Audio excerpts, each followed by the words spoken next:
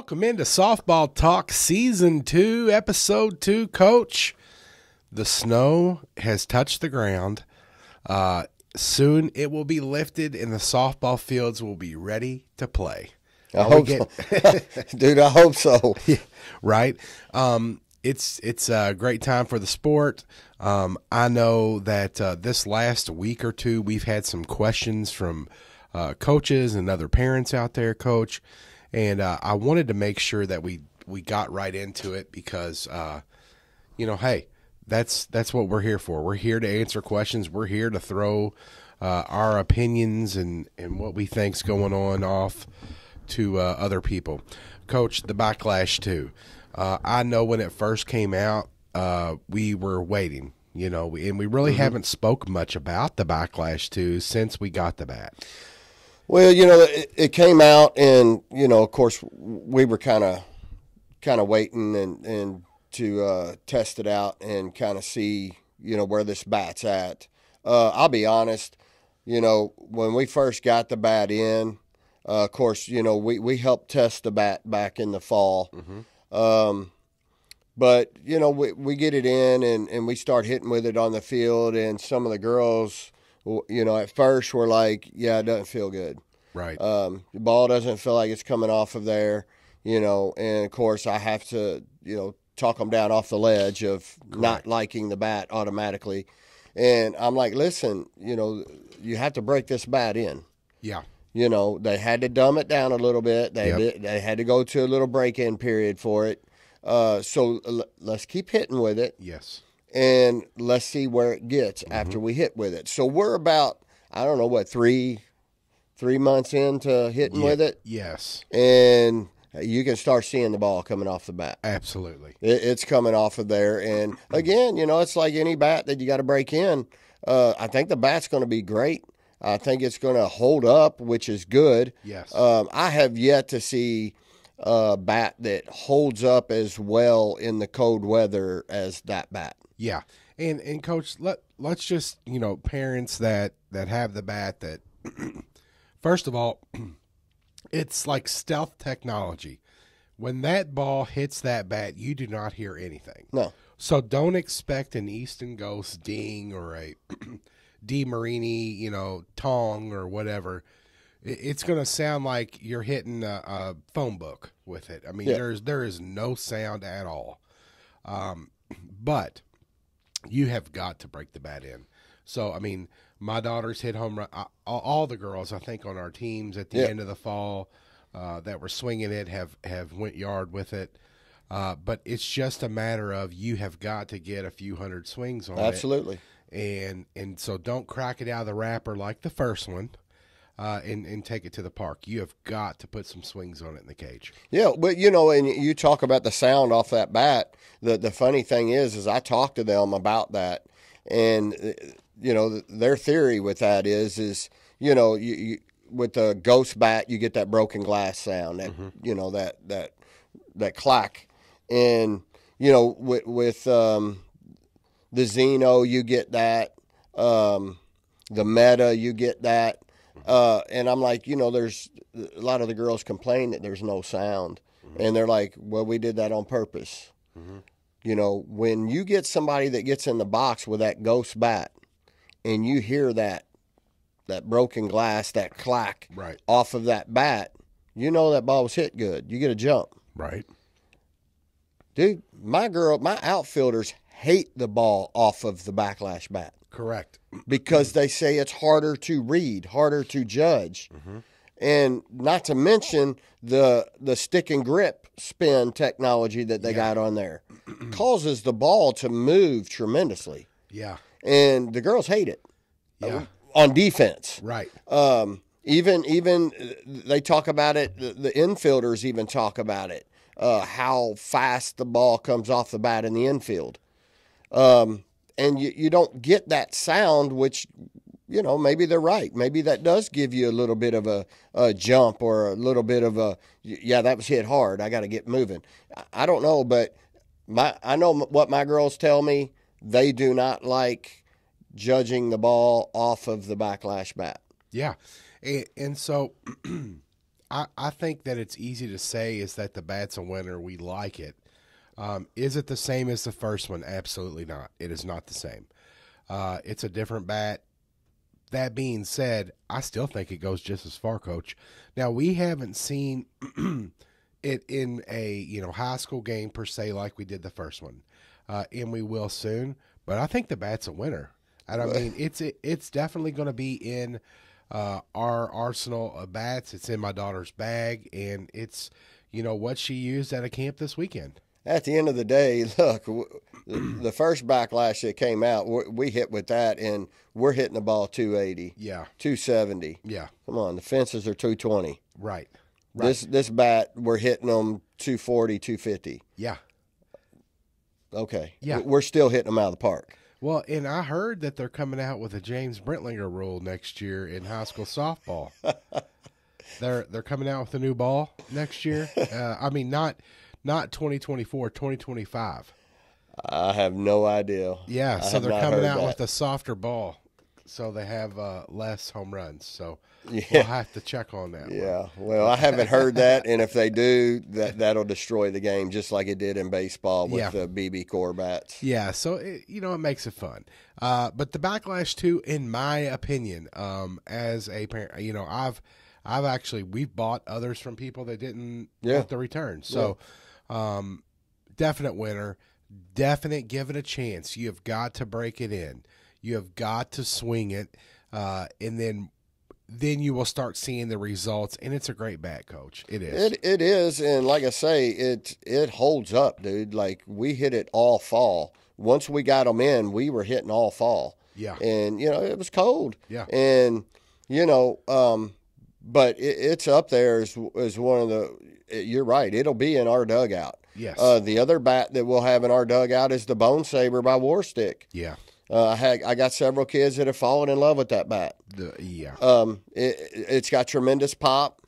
Now, I'll be honest. What I have seen from that bat is it does not hold up very well in the cold. No, it's a Florida bat. Yes. Do not use that below 60 degrees. Yeah, and don't use it in the cage. Just keep it in the bag for the game, or if you are, have it warmed up in the house. Don't leave it in the garage and then take it to a cage. Yeah, it needs to be inside your house or in your daughter's room or whatever. Just don't let it get cold if you're going to use it. But I mean, once they get used to the tapered handle, Coach, that's the sold button on it. Yeah, I mean, it is a game changer. Yeah, they absolutely love it because that handle, the way it's tapered, is like the backlash, the meta, the ghost.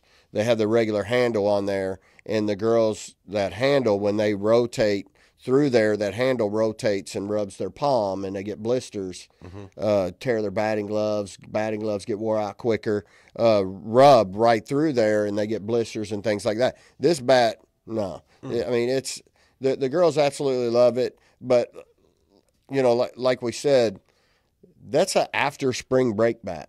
Yeah.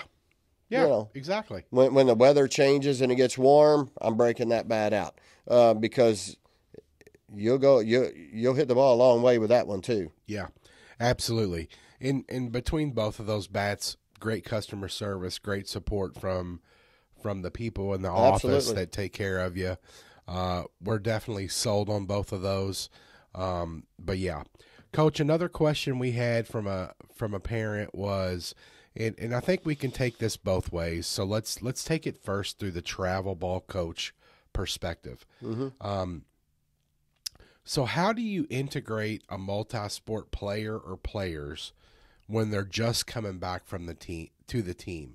So maybe they're a cheerleader or a volleyball player or a whatever. They've had, a month and a half that they've been doing their volleyball circuit. They've finished. Now they're ready to commit 100% to the softball team, and they're an important player. So how do you start that up? So travel ball, obviously travel ball is a little bit different than high school. High school, you have more numbers. Yes. Travel ball, most people carry 12, 11. unless you're out in them California teams, they carry 25 or 30. Yeah.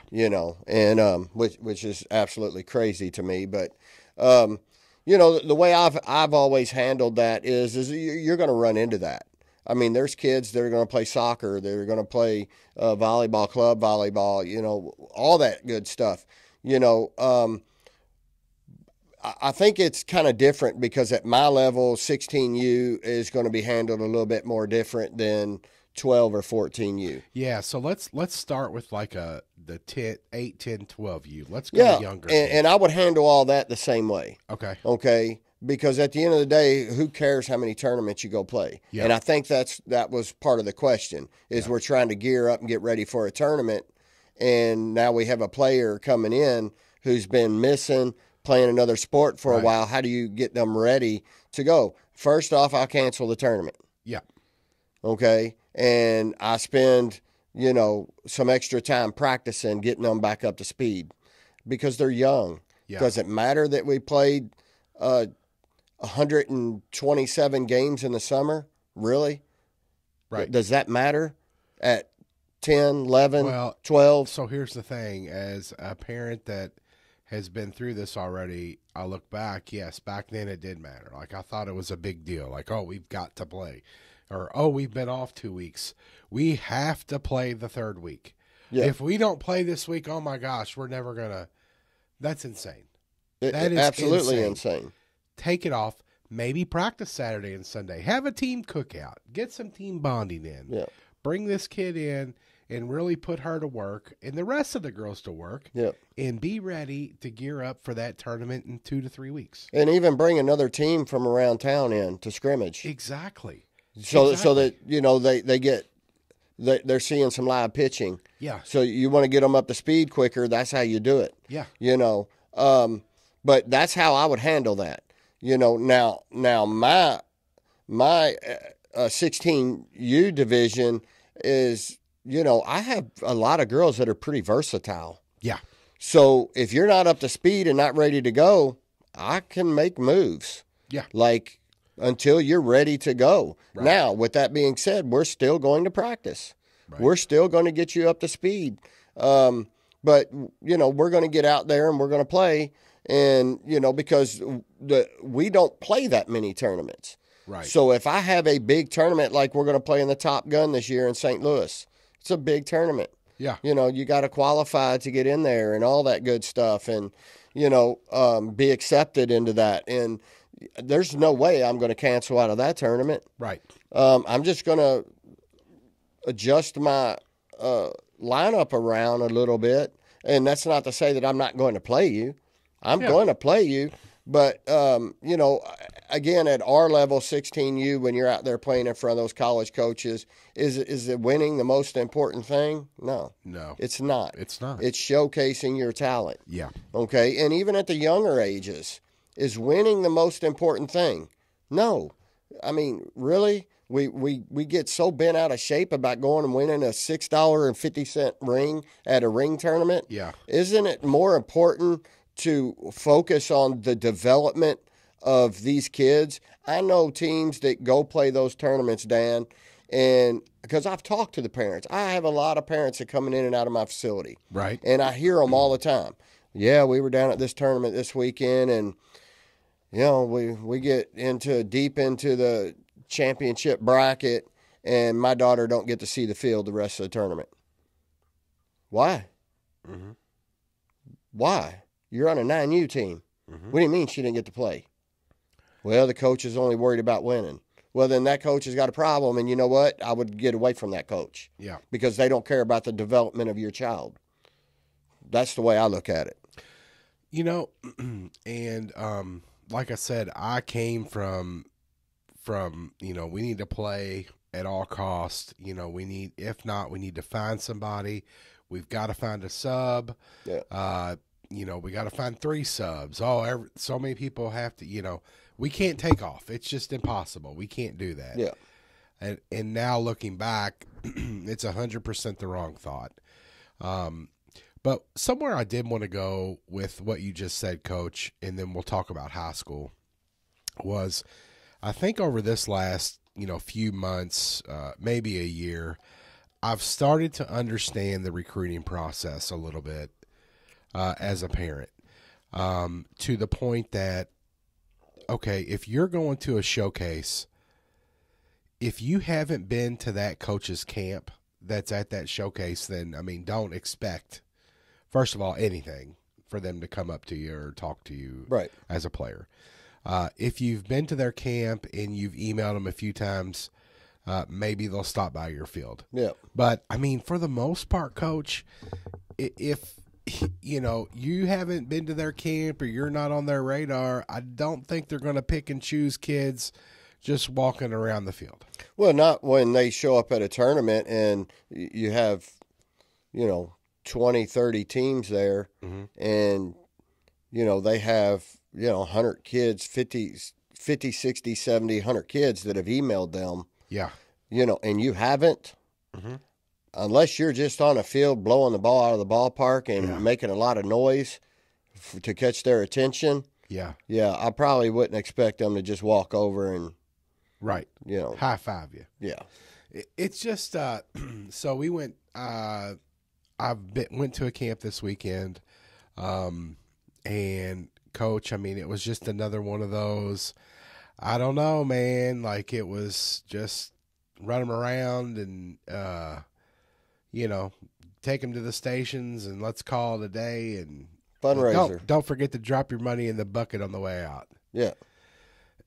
And as a parent, and I wanted to say this for a few reasons, but one, parents don't get discouraged.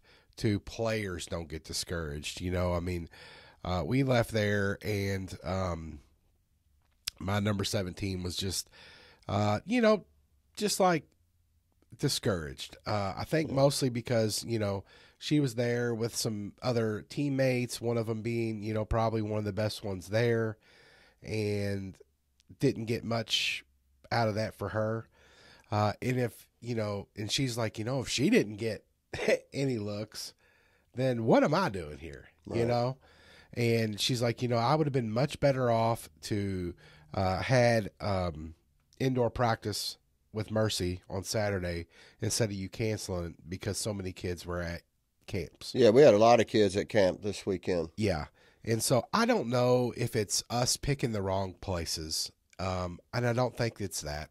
I think it's just we've had a couple weird setups and things. And I, Coach, I just wanted to share my story or this info out there because I know that there is, a lot of parents that stress about it, worry about it, and to know that, hey, we're going through the same thing. And, we still have 2 more years, so none of this may even matter. This may be like the 14U tournaments that I'm now looking back saying I was crazy. This could be, next year me saying, yeah, you're absolutely nuts. Why were you even worried about it? It was just good practice for Madison. Yeah. But, I don't know. Me and another dad were discussing, what are these college coaches really wanting? Yeah, I know. And,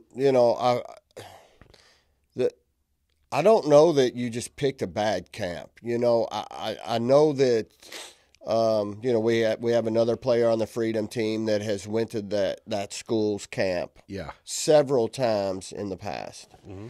And they raved about their camp, how good it was. Mm-hmm. And I just think it was the time period. Yep. It's getting close to their season. Yeah. They wanted to get one more camp in to raise a little extra money. Yeah. And I think that's, at the end of the day, it's a fundraising camp. Yeah. And so they didn't put as much energy into it.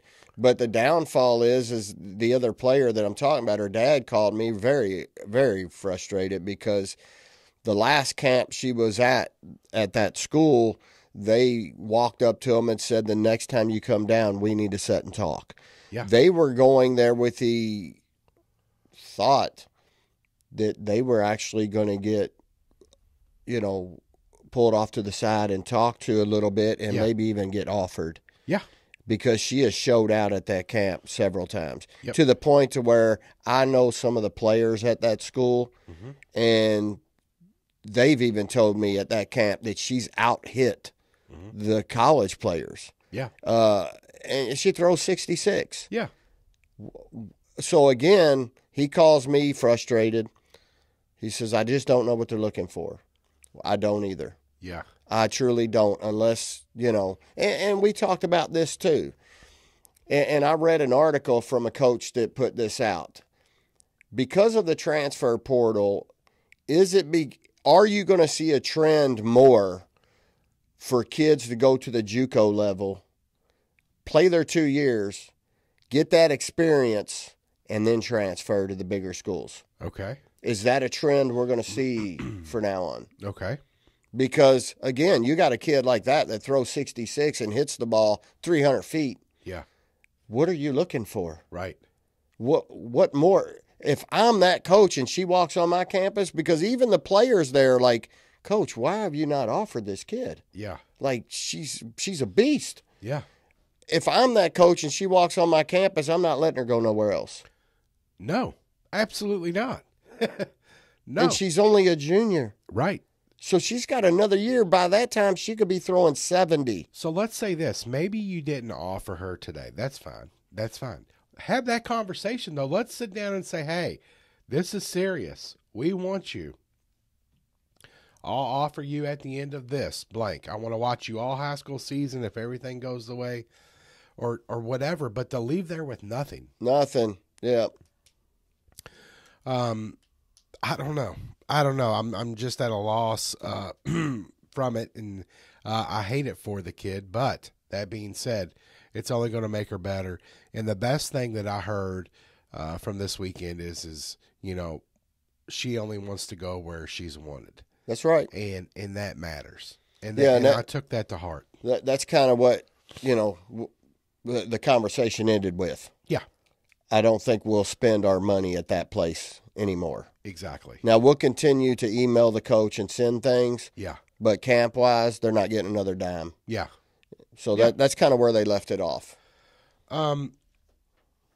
Coach, I did want to touch on, I think you briefly hit it, but going back to that parent's question was, you have a player coming that's been doing multiple things, and you do have this, and then they join your team. They really haven't been in the softball mode. How do you handle it from a high school coach's perspective?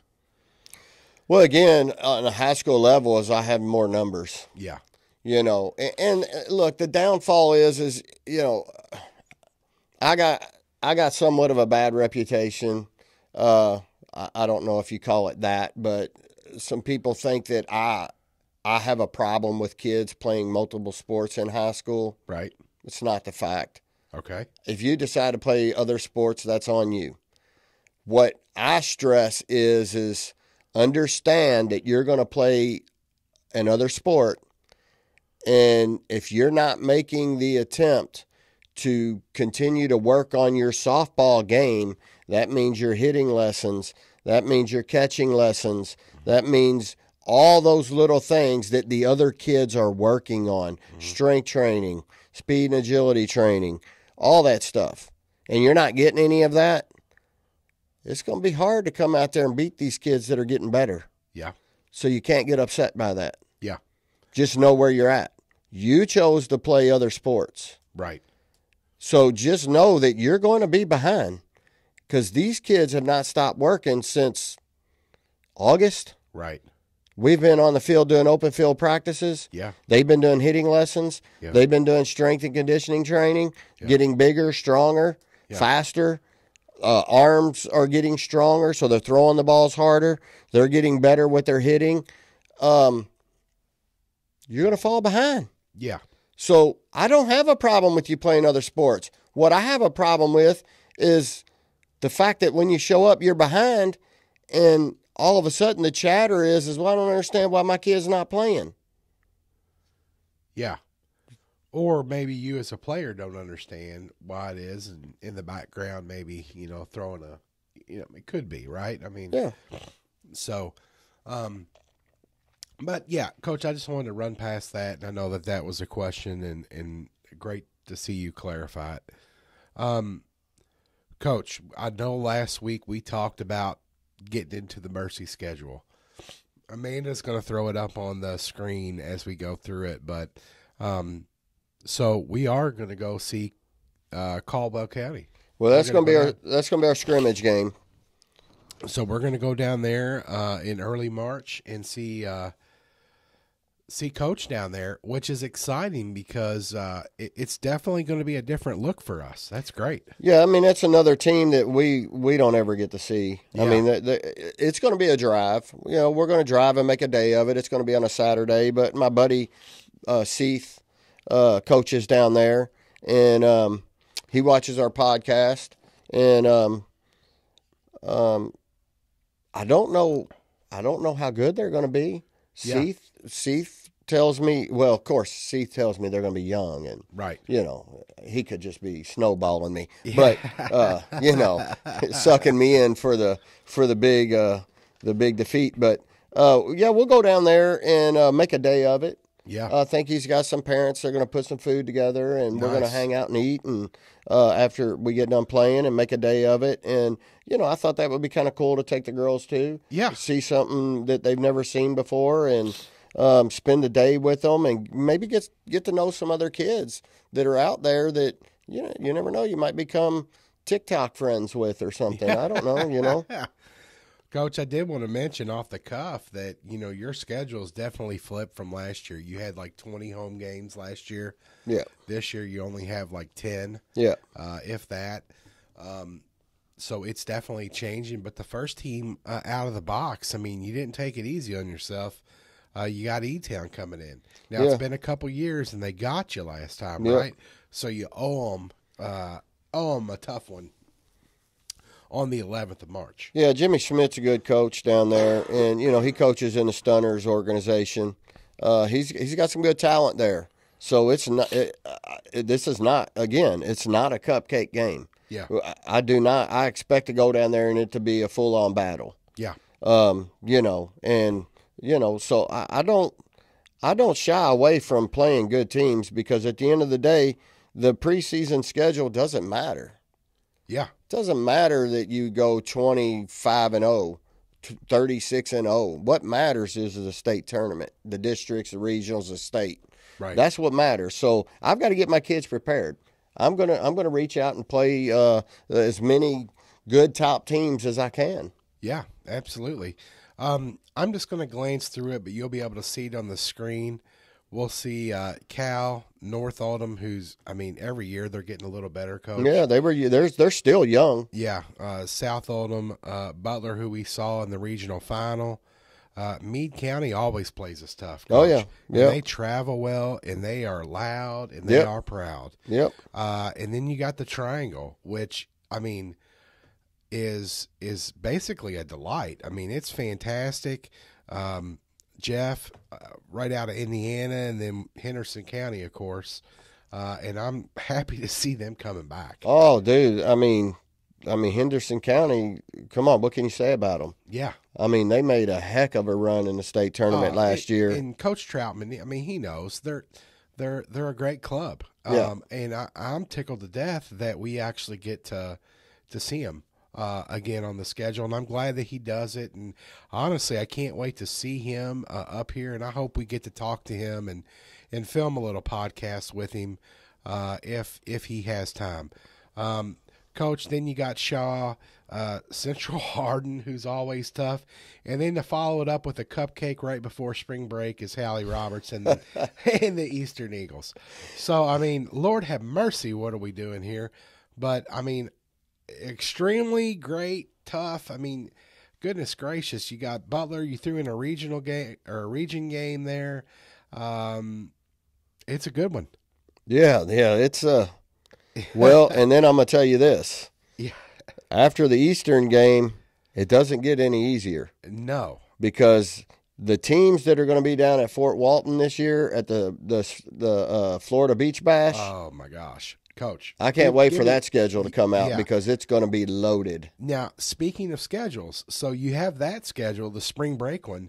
We're going to talk about 2 weeks after or a week after spring break. We're going down to Montgomery County. Yeah. Going to stay the weekend down there. You're playing in the Bart Rising Classic. And, Coach, I got to be honest with you. I don't know. This is insane.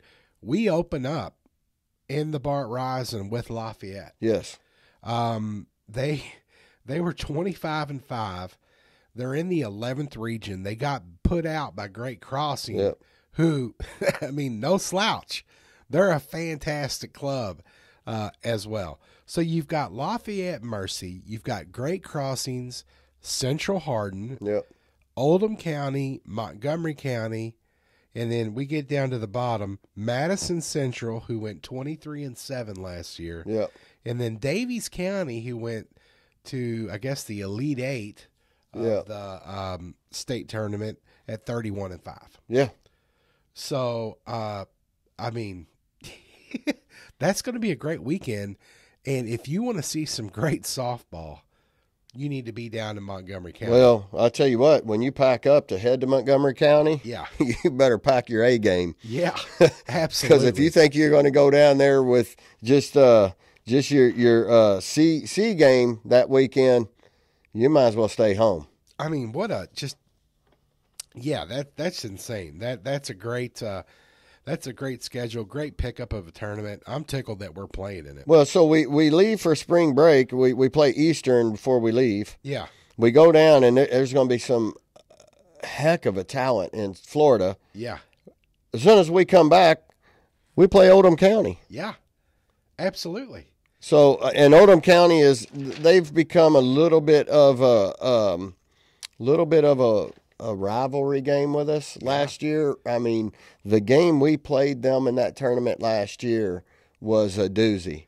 Yes. 20-17 was the score. Yes. I think there was a total of 10 home runs hit that game. Yes. I mean, you had two power hitting teams. Yes. I felt bad for the pitchers. Yeah. Yeah. Yeah. Because it didn't matter what they put over that plate.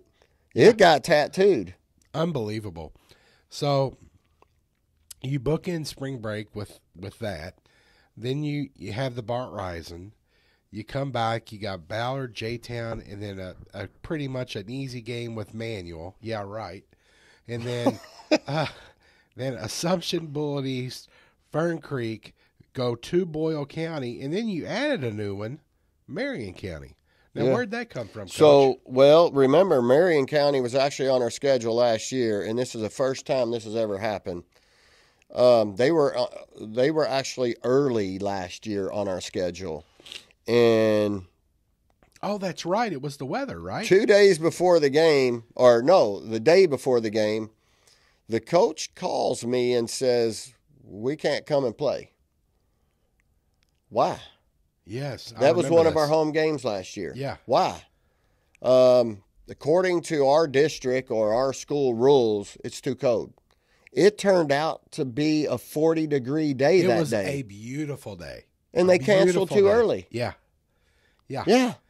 Yeah. So they called me back this year and said that they wanted to get back on the schedule. Of course, I was like, well, you guys canceled on me last year, and that was a home game. Yeah. Are we playing at my place again? And they were like, well, we don't have that many home games this year. We were hoping you'd come here. Well, I don't have that many home games this year either. Yeah, you don't.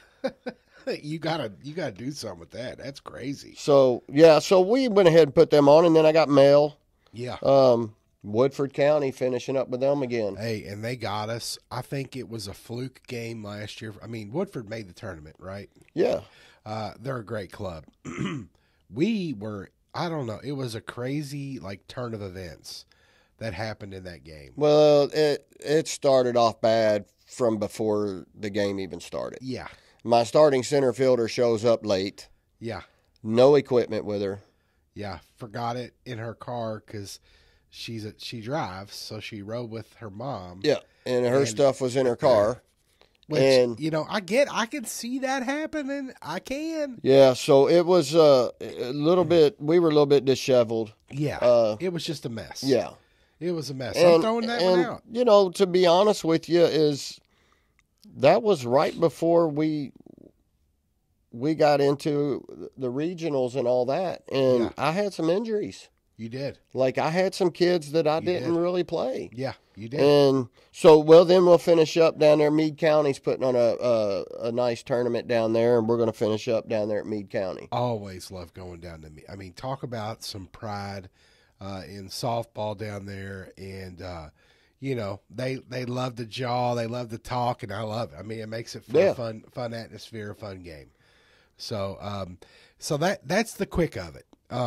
Over the next couple weeks, we'll break it down into segments, and we'll talk about some players. Because I got to be honest, Coach, we've got some serious talent coming in here. I mean, this is crazy. Yeah. This is crazy.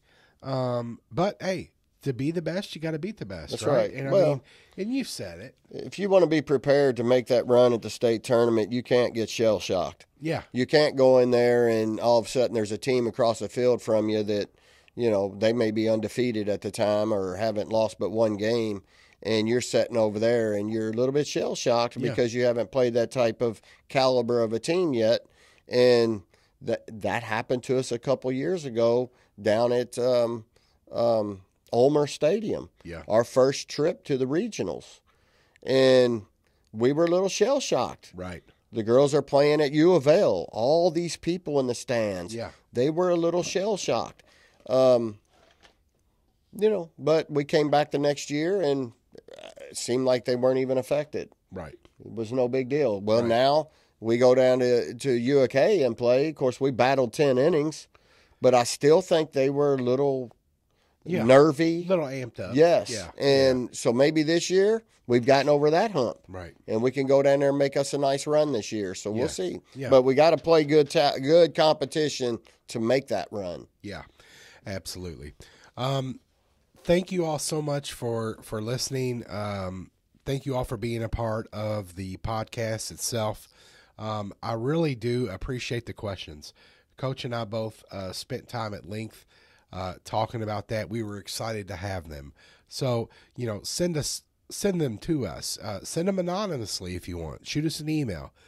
We really do like to look at things from other people's perspective. And we think it's important because, you know, this is education for not only me and Coach JB, but for you all to all learn from each other.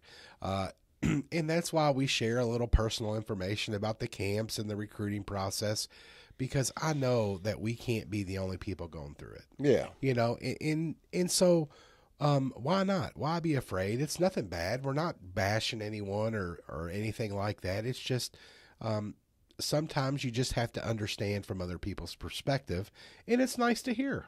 Well, and also there may be a school that may be on your daughter's radar that you haven't been to yet. Yeah. So if we get people sending information in about camps they've went to, schools they visited, maybe you could learn a little bit of something from that. Yeah. To make a decision on, do I go spend my money there or not? Correct. You know, if it was the same situation, you've been to 2 camps at a certain school and really nothing happened. It was a fundraiser, basically. Right. So that's good information to know. I try to, with my teams, my Freedom team, my Mercy team, I get all these camps emailed to me all the time. I try to work through the ones that I know are the good ones. Yes. And I usually try to send them out to my families. Yep. In hopes that they know, you know, I want you to go to those. Yeah. If you miss a practice on a weekend like this weekend, I had a lot of kids at camps. I had kids at EKU camp. I had kids at USI camp. I had kid flew all the way to Providence, New York camp. I mean, we had camps all over the place, so I just canceled practice this weekend. Yeah. You all get out there and get to those camps. Yeah. And we'll get back after it next week. Yeah. You know, so, I mean, that's just kind of what we do, but because it's important for these kids to get out there and hope to get feedback from these college coaches on what do I need to work on? What do I need to focus on? What are they looking for? You know, things like that, so that you can start, especially if you're a freshman or sophomore. Yeah. You can start working on those things. Right. Yeah. So if they want you to work on exit velo or something like that, you can at least know what you need to work on. Or, it beats not hearing anything. Coach, next week we hope to have an in-studio guest, and we're getting closer to the season. It's exciting. Coach, I can't wait, man. No, it's coming. It's coming fast.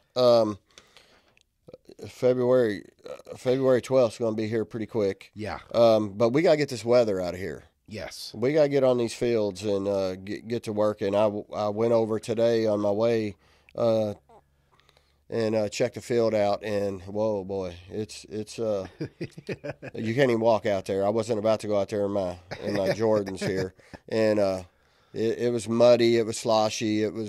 We got to get these things dried up. Yep. All the players out there, make sure you're getting your bodies ready. Stay healthy. Stay warm. And we will see you all next week on the Softball Talk podcast. Yeah. Hey, make sure you're hitting that like and subscribe button. Yes. And check out our fan gear that is on there. We'll post that link on there too. Yep. I'm at DantheFanKY on Twitter. He is at KYCoach_JB. Our email is coachandthefan@gmail.com. Send us a question. Send it anonymously. We will not mention your name. It's important. Let's get this information out to all the other families. That's right. Because it's a good thing. Yep. We'll see you all next week on Softball Talk. Absolutely. Have Thank a good you. week.